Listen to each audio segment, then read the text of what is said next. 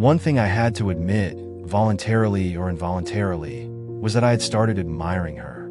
It felt like I had developed strong feelings for her. Or maybe it wasn't even intentional. Yes, I remember. I know when and how it began.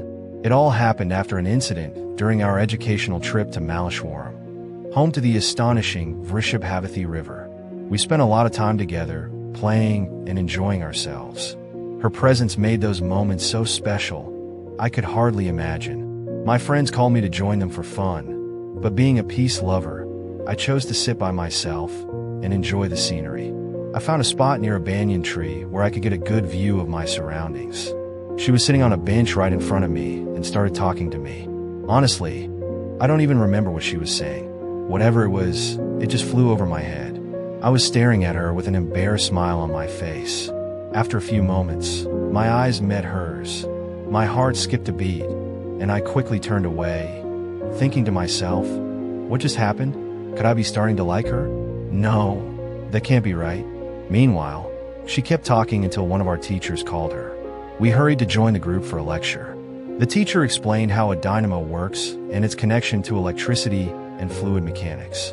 I was so absorbed in the lecture, another thing I'm obsessed with, that I didn't think about her the whole time. Then came the incident I'll never forget. After the lecture, we returned to the river. She playfully splashed some water on me, soaking my collar. I got carried away and tried to splash water back at her using my bottle. In the process, she stepped on a glass shard, cutting her foot deeply. That moment shook me. My classmates arrived, and I felt completely unsettled.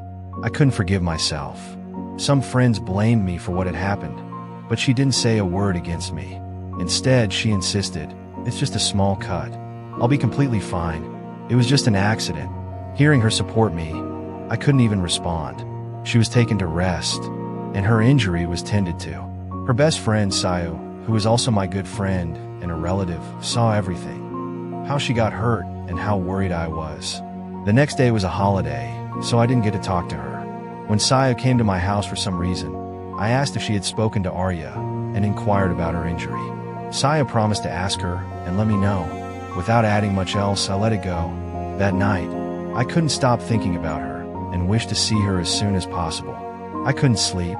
The next morning, I got ready early and reached school earlier than anyone else. Time passed agonizingly slowly, but then there she was. She walked toward me and said, "What happened? Are you still bothered by what happened that day?" I apologized to her, saying, "I'm sorry for whatever happened because of me." She replied, "Sorry? What for?